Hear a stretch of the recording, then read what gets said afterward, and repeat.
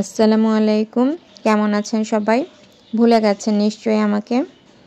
আমি সুমনা পারভীন চলে আসলাম আপনাদের মাঝে। সবাইকে ভালোবাসা দিয়ে ভালোবাসা নিতে আসলাম। তো আজকে তৈরি করে নেব সবার পছন্দের একটা সবজি। কম মশলা দিয়েছি, একদম পেঁয়াজটা তেলের মাঝে ভেজে নিয়েছি। টমেটোগুলো খুব সুন্দর করে ফালি ফালি করে নিয়েছি। এরপর দেব গুঁড়া মশলাগুলো, মরিচ, ধনিয়া এবং জিরা, হলুদ দিয়ে ভালো করে ভেজে নিচ্ছি। সামান্য একটু আদা রসুনের পেস্ট এবং লবণও দিয়েছি। সামান্য মানে একদম সামান্য। এরপর ফুলকপিগুলো কেটে ভালো করে ধুয়ে নিয়ে এই পর্যায়ে সুন্দর করে ভেজে নিচ্ছি। আলু আর ফুলকপিটা ভালো করে ভাজবো টমেটো দিয়ে খুব সুন্দর করে মশলার গায়ে গায়ে। দেখতেই পাচ্ছেন একদম শুকিয়ে গেছে ভাজতে ভাজতে। ওই পাশে কিন্তু আমি গরম পানির জন্য পানি বসিয়ে দিয়েছি। এখানে অবশ্যই গরম পানিটা ব্যবহার করবেন, এতে করে আপনার রান্নার সুবিধা হবে। তো ভাজতে ভাজতে এই পর্যায়ে আমি পানিটা অল্প করে অ্যাড করছি। আমি ফুলকপিটা ভালো করে সেদ্ধ হবে এই জন্য কিন্তু গরম পানিটা অ্যাড করেছি।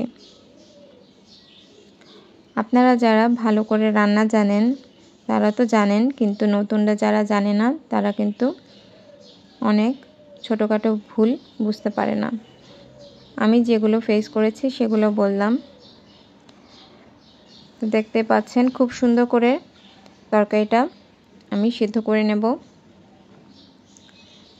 নেড়ে নেড়ে দেখতে পাচ্ছেন মশলাগুলো ভালো করে নিচ্ছিলাম। এরপর দেখতেই পাচ্ছেন মাছগুলো আমি ভেজে নিয়েছি, হলুদ মরিচ লবণ দিয়ে আলাদা করে মাছটা ভেজে নিয়েছি। তো ভাজার পরে আমি তরকারির উপরে এগুলো সেদ্ধর জন্য ছেড়ে দেব। তরকারি মাছ খুব বেশি ভাজবেন না, কিন্তু ভেজে নেবেন অল্প করে, এতে করে মাছের ঘ্রাণটা ভালো থাকে। সিমগুলো ভালো করে কেটে নিয়ে ভালো করে পরিষ্কার করে এর মাঝে দিয়ে দিলাম। সিম সেদ্ধ হতে বেশি সময় লাগবে না, তাই পরে অ্যাড করলাম, ভেজে নিলাম না। তো এই পর্যায়ে আমি সিমগুলো দিয়ে অল্প সিম অ্যাড করেছি, ফুলকপির তরকারিটা যেন সুন্দর হয় এজন্য।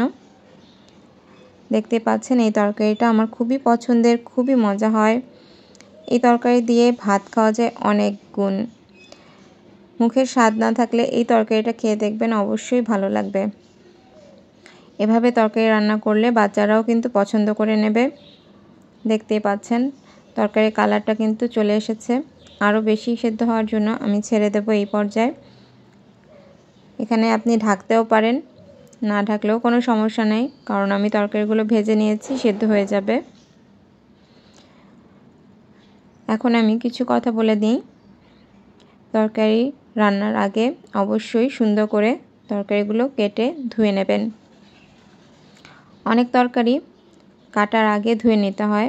আমার বাসায় তো ফুলকপি, আলু, সিম, টমেটোর তরকারি সবাই খুব পছন্দ করে। রুই মাছ দিয়ে এই ঝোলটা ঘরের সবাই পছন্দ করে।